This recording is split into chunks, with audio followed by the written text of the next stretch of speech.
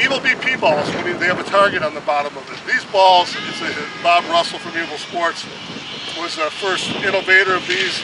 I've been with him since 2002, and some of the balls we have here at camp are 10 or 11 years old. They have a poly, some kind of a poly cover on it, but they have a target on it, so you can hit the top, middle, or bottom. That's why that's there. And these balls, you know, you can hit them in the wet of the morning, and you know they don't absorb any water. They stay light, and that's why they're easy on bats. These balls here aren't official for any league play, but they're easy on your bats. And that's the biggest thing. We used to break some bats early on when we were doing this show. These have a higher core and a little higher compression, so they'll act just like a 44-375, but they're not going to damage any bats. I don't break any bats at Brett and I in camps anymore. I think we broke, you know, maybe between us and the campers, and that's teaching a lot of people 2 bats a whole year, and that's thousands and thousands of swings. And these balls here have a ton of swings on it. Like I say, some of these are 8 or 9 years old.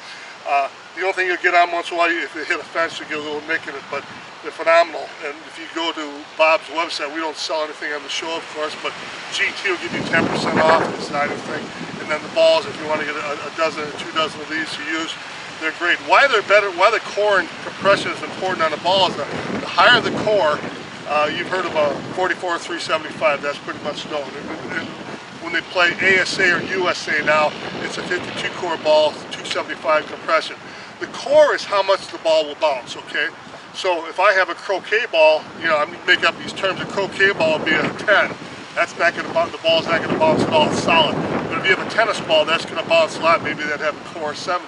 But anyhow, the higher the core, a 52 core ball, they use an ASA, USA because it's safer, okay? You know, anybody ever get hit in the shin with a leg pitch and anything? Oh yeah, you know, I've had many big bone bruises, and that's why they use these. And anyhow, by the same token, what's great about these balls here, and a ball with a higher core for batting practice, is that it's easy on the bat. The ball does more of the bouncing than the bat, okay? Initially, when they came out the 52 core too, there's a lot of complaints on shaved bats. And if you shave a bat and make the wall thinner, then of course it's going to get more rebound effect. With a 52 core ball, it's more of how you strike the ball, how much bat speed and exit speed you get, because the ball is going to do more of the rebounding rather than the bat. And so these are good in cold weather all year round, even in hot weather. In the hot weather, the rebound of the ball keeps it from you know, getting too dead. The core of the ball keeps it livelier in hot weather. Compression is the second number, 44-375, 375 pounds to compress it, okay? The more compression you have, the more it buries into the bat too, okay? And anyhow, they just work together. The more the ball compresses and the rebound. I should say more so really the core is more of an influence on the bat. If I wanted to break some bats today, I'd have a 525 compression and like a 40 core. And anyhow, that means that would really bury into the bat. So, you know, using these, utilizing the spin on these, we're going to work on it today. Utilizing the spin, when you hit the bottom half, you're going to get underspin. You guys could see that yesterday with these. You get underspin. But you can read your swing too to see if I'm late with the swing. If I'm late with the swing, like catching, instead of catching from lag to snap, you know, and cutting the bottom, if I catch it like back, if I'm late on it and catch it like this, you can notice there's a side spin on the ball, okay? And anyhow, that's sometimes a good thing because, you know, if you're hitting a slicing ball to right field, you want that. But if you're trying to hit a ball out of the park or hit a long line drive into center field, or to even pull it to left field if you're right-hand batter, that's no good. It tells you that. If you're early on it, and I tend to be earlier than anything else. If I'm early on the ball right here, you'll hit it here and you'll get a draw on it, just like in golf. So the spin balls are great. I can't, you know, recommend them enough for you guys to use and utilize in your working. So when we start to talk about aiming at the top and bottom of the ball, I know we talked about it yesterday some. Again, our best zones are from the belt to the chest, okay? And if you want to hit it, if the guys are creeping in, Dennis, you said guys are playing in at 200 feet. Well, they're not going to do that anymore when you get back, because I tell you what, you were rocking it yesterday. But if they're playing at 200 feet, pitch discipline is so important, you know. My son and I used to be, what made us both good hitters was we would hit we'd have a game, we'd play 50, and typically we're trying to hit home runs. But if we missed the home runs, we made sure that we weren't diving down and early and hitting pop-ups, at least it'd be a top spin line drive. Of course, your #1 goal would be to hit to an open area, okay? #1 goal in hitting, hit to an open area. You know, pick the middle in a 4-man outfield. You know, go down the right field line, the left field line. Typically, if you're a right-hand batter, I don't like the 5-6 hole as much as I'd like the 3-4 hole, because a 5-6 hole, your better guys are playing over on that side. I don't care if, you know, I guess in the young guys game, everybody's really good, but even there, your better guys are at shortstop, third, left field, left center, than they are at first base, second base, right field. Would you guys agree with that? And so, you know, for me as a right-hand batter, I don't want to go there, because if I hit a ground ball, it's a double play ball if you know, if it's not handled properly. Same with being a lefty, Jay. I like to see lefties pull the ball, especially in senior ball, because slugs like me are playing out on that right side. You know, take advantage of not hitting into a double play and being able to go the way. The nice thing about, of course, going backside though is your point of contact is going to be back farther, and there's less travel in the swing. So I mean, right here, you know, I'm going to catch it right, bam, right there. Versus if I'm really pulling the ball and the point of contact's way out front and inside in the head. If I'm really pulling the ball, look how much farther my hands have to travel on the throw to get there. And so there's more margin of error. You know, one thing that I used to do bad when I played was I'd hit a lot of foul balls, aggressively trying to pull all the time. I had numerous times I hit 2 foul, you know, you got 3 strikes, hit 2 foul home runs, and all of a sudden, you know, hit a home run. You know, usually I never bailed on it too bad, but hitting the foul ball is bad. And I would hit line drives, you know, to left field, or sometimes I'd hit 2 line drives in a game right in the guy's glove. And that was dumb. I should have really worked. If I could go back in time, I'd work myself to hit the center field. Then you hit a pop-up that lands in it, you know. So it makes a lot of difference on that.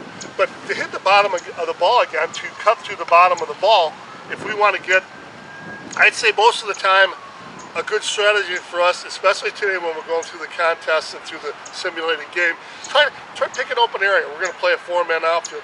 Do you guys typically play against a 4-man outfield?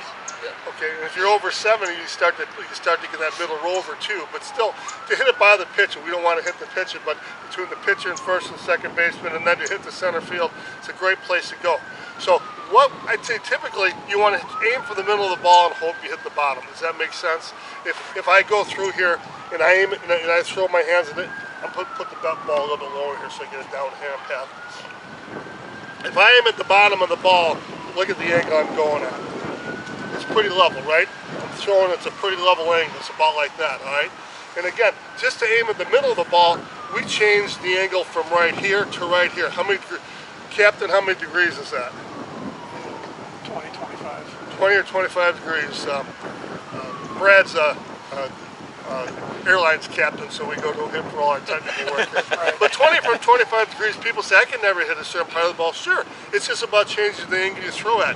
Anybody with any kind of coordination can at least say, I'm going to throw my hands at the bottom, I'll be here, or I can throw my hands at the middle, I'll be here. Throw the hands at the top if you have great power sometimes, and sometimes, yeah, you're in a game, you don't want to, all you got to do is, get somebody in from third base, aim at the top of the ball to make sure you keep it down, okay?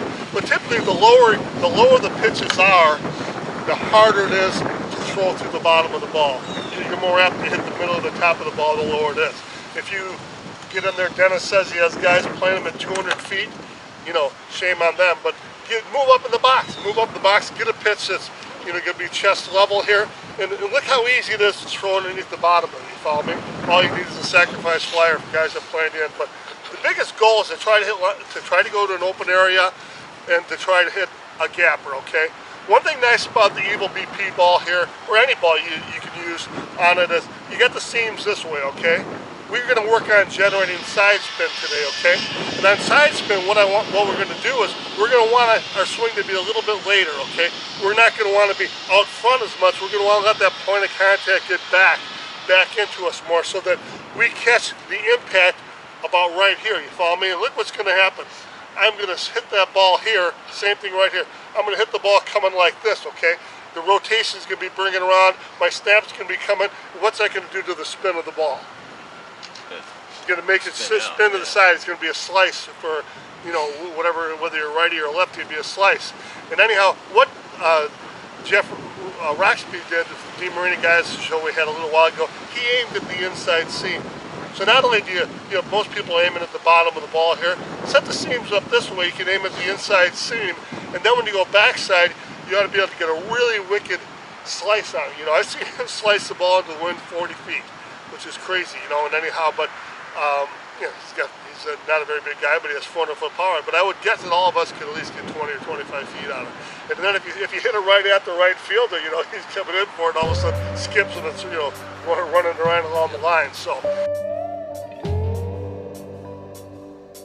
I'm here on the DeMarini softball show with the most powerful hitter in the world, Bear, and a special guest, Danny Crine-Enload.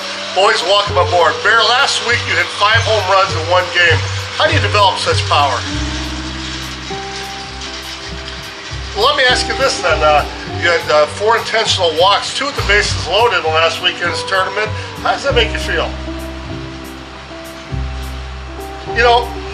Let me try another question. Bobby Davis, Hall of Fame pitcher from the club, says he knows how to get you out. He said he's just going to throw a knuckleball on the inside part of the plate, you won't be able to hit it. You tell Bobby Davis, and if he tries to throw me that knuckleball, I'll drive it right through the fence. Well said, my friend.